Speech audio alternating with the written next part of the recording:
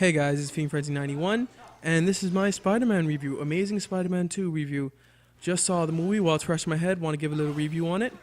Now, I honestly didn't grow up on the comics, but I did grow up on the original, well, not the original, but one of the Spidey shows. I watched a few of the shows, but I did grow up on the original. And one thing I'd like to say about this is I love how they caught Spidey's humor. One thing about Spider-Man, if you ever watched the old cartoon, the one that was on in the 90s, like he wasn't really serious a lot. Even when he's like facing death in the face, he would just be like still joking, make a one-liner, crack a one, and he was doing that so much in this movie, and it was really bringing me back. And I was like, oh yeah, that's great. All right, but that was just a little like nostalgia thing I had to put out there before I start the review. Okay, we're gonna do the review like this. It's going to be first it's gonna be like story, then it's gonna be like action, then it's gonna be like villains. This is gonna be like an overall thing, you know, like the boring stuff, like the relationships and stuff like that. I guess it's not boring, but you don't go to Spider-Man for the relationships. I mean, it's a plus, but still. All right. The story, I really like the story but of course, you know, they seem to have changed it up a bit. But I'm actually gonna talk about something at the end that I think may happen that they kind of secretly hinted at or something, or didn't hint at, but it seems like they may have. But at the same time, whatever. All right, so the storyline itself was pretty good because it goes right from the previous one. I love how they introduced Harry and how he already obviously knows Harry, so it wasn't. I was hoping it wasn't going to be one of those, "Hi, I'm Peter, I'm Harry," and then they learn how to meet each other. I'm so glad that they kept with the whole "we were friends from when we were kids" thing. So I'm just glad that they did that, and that was really good. And at first, the guy was too serious to play Harry. I love when he got to Peter. And he all of a sudden became a little different, and then I'm like, okay, this is a better Harry. Obviously, though, but actually, as of now, I prefer the old Harry to the new one.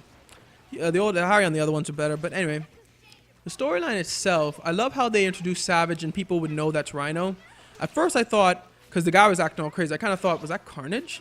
I mean, I didn't think they'd pick a guy that old for Carnage, but I'm like, no, that's not Carnage.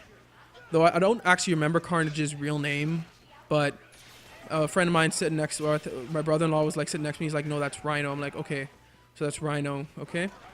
I do like how they started off with him, and then Spider-Man showed how he was, you know, got into his spider powers. Like he was a lot better than he was in the first movie. He was much more into the webbing, and he was much more coordinated, and he like didn't even struggle. He didn't even have to think about it anymore. He just automatically reacted to it. So I do like that. And then I also like how the storyline, he was at the beginning, he's with Gwen Stacy, and I love the father scenes. I love how even though this character died, that they brought him back in the movie to be like, I'm not sure if they brought him back or they just, you know, showed up, but it seemed like they brought him back, and I loved just to stare. I mean, can you imagine that conversation? Hey, we know you died in the first movie, but can you come back? All right, what are my lines? Oh, you don't have any, you just got to stare at the guy. Oh, I can do that.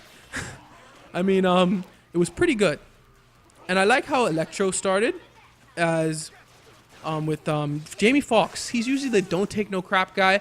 So when I first saw him, I'm like, wow, this is so strange. But he did it so well with the whole, this guy who is so invisible that he just craves attention. I mean, when Gwen remembers his name 2 seconds later, she's like, she remembered my name. Like, yes, he just caught it on good. Though it was really sad when he started talking to Spider-Man while he was in his, like, and he started talking as a Spider-Man voice and like that. And he was like, he's thinking in his mind Spider-Man is his best friend. So that's kind of sad, but I do like how when he becomes Electro, at first I love how they did the whole Electro turn evil thing, because the whole point is that he was invisible, then everybody saw him, so he had this like shock. He's like, now everybody knows me, now that I have powers.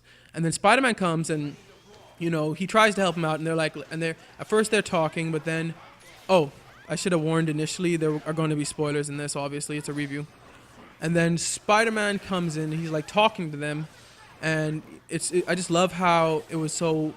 Electro goes from loving Spidey to kind of like, you take my thunder. Because like when all of a sudden everybody noticed him until Spider-Man came and everybody just noticed him. So I do like Electro's powers and stuff. And I do like how they did it and how Electro went through such a change. But then when Harry showed up, Electro is still like all needy. He's still needy. So he's still the same. He still has part of him back there. So that was really good character development, but still showing that he still has some of his character left. And I do like how the story itself was just, it was less, even though they had the whole his father thing, it was more secrety than the first. It was less more this is the equation, this is what we did, my father, blah, and stuff like that. Like, this one was much more out there. It was much more just Spider-Man. That's another thing I love about the story, is that they kept it more Spider-Man than Peter Parker. Even though they had him in Gwen scenes and him in Aunt May scenes and stuff like that, that they didn't emphasize it as much as they did in the first movie. They really emphasized more on Spider-Man than Peter Parker. And this guy, he is, I must say, he's a better, to me at least, he's a better Spider-Man than Tobey Maguire. Even though Tobey Maguire, to me, is the best Peter Parker. He nailed Peter Parker down to a T. This guy, Garfield, I think his name is, he's not, I don't think he's as good at Peter Parker as Tobey Maguire was. But he is a better Spider-Man than Tobey Maguire was. Hope that makes sense. Basically, I love how he got into the role. Of course, that doesn't have as much to do with the story, but it does make the story more interesting to watch. And all those quirks that they had in it, like him putting on the fireman hat, and him riding on the police in front of the police car, and how he is just kind of jokes. It was just greatness how they added that to it. But I did have some problems with the story. One, Electro was a little bit too short. What I mean is that they have the little fight at the beginning, then they have a 2-minute fight at the end, and then it was the only reason they had that seems to kind of to bring Green Goblin in there. And then it's just, to me, it's just like, okay, but the whole focus was on Electro, not so much Green Goblin as much, but, or whatever Goblin Harry is. I mean, some people, I think they say that he may be Hobgoblin, though in the original thing, at least in the cartoon, Hobgoblin was someone different altogether. So I think Harry is still Green Goblin, because Hobgoblin was someone else. Anyway, but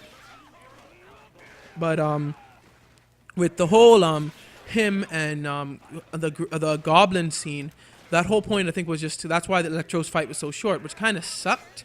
But at the same time, I realized they had to get it to the Goblin because they wanted to kind of introduce it for the next movie. Which brings me to the end part of the story, where big spoiler alert, Gwen Stacy died. And if you're a comic, or if you know at least the story, because I didn't read the comic, but I do know the comic thing, where the Green Goblin drops her, Spider-Man catches her by the leg, and when he pulls her up, she's dead, and she has a snapped neck, and they're like, I think it was a debate, I'm not sure whether it was answered, but whether Green Goblin snapped her neck, or whether Spider-Man's yanking, so quick yanking snapped her neck. And I like how in the movie they didn't do that. We didn't need that. For a comic, maybe, but for a movie, you do not need all that controversy. You do not need, did Spider-Man kill her, did Green Goblin kill her? Clearly, Spider-Man was just too late, and she smacked the floor right before he was able to yank her back up. So it's very good. And I love how, once again, the dad shows up right before Gwen dies. It is like a great storytelling there. The dad shows, it's kind of like a premonition. And he shows up, and he just shows up, and it was just greatness. Anyway, enough about the story. Let's go to the villains. I love the ending, how Rhino showed up, but I don't exactly like how Rhino is a suit of armor. I guess it wouldn't make sense for him just to be a costume, but still. I also like Harry's whole development and how with the whole him teaming up with Electro thing to get his stuff. And I love how at the end they showed all the Doc Ock and stuff. And you're just thinking Sinister Six. You're just thinking Sinister Six in your mind if you're a comic book fan or even watch the cartoon or even heard of the Sinister Six. Truth be told, I watched the cartoon, but I didn't really hear about the Sinister Six till recently. I didn't know that. I don't really know their names, but I know the villains, most of them. So, at least how I think maybe in it. But anyway, the villains themselves. Jamie Foxx did a great job, but Electro was kind of shortchanged. Harry was great, but once again a little shortchanged because they tried to focus on both, and it worked out well. But at the same time, maybe they could have given each one a little 5 or 10 minutes more character development for each of them, make a little bit more. But I don't know. It worked out pretty well in general. Alright, so the other parts of the story, one thing I do want to mention is I don't think Harry's father is dead. I know they said that he is, but I don't think he is. During his whole death thing when they were cleaning out his bed, there was some type of scanner over his body. I don't know whether he faked his death, or whether that scanner was to see if he was still alive. Maybe he put himself in some type of a coma, some type of cryogenic thing. I don't know, but I just don't think he's dead. I think that it may be like Wolverine when they just say he's dead and the next thing he shows up again later. But I don't know. I do like how they really do relate it really close to the comics for this one, or at least what I know of the comics or the cartoon. for this one, so I'm glad with that. But with the whole stuff other than Spider-Man, I'm glad that they didn't focus on much of that. You have a few scenes with him with Gwen, once again, a few scenes with him with Aunt May, and then you have basically a couple scenes with him and Harry, but after that, there's like nothing.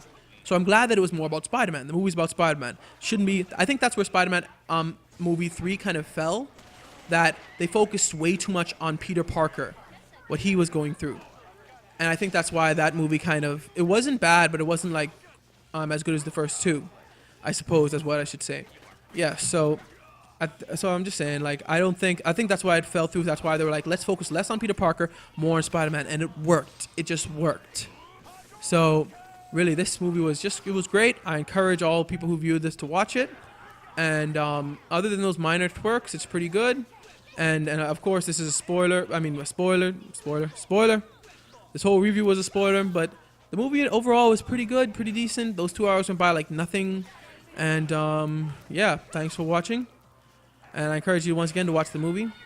Like, comment, subscribe, and God bless.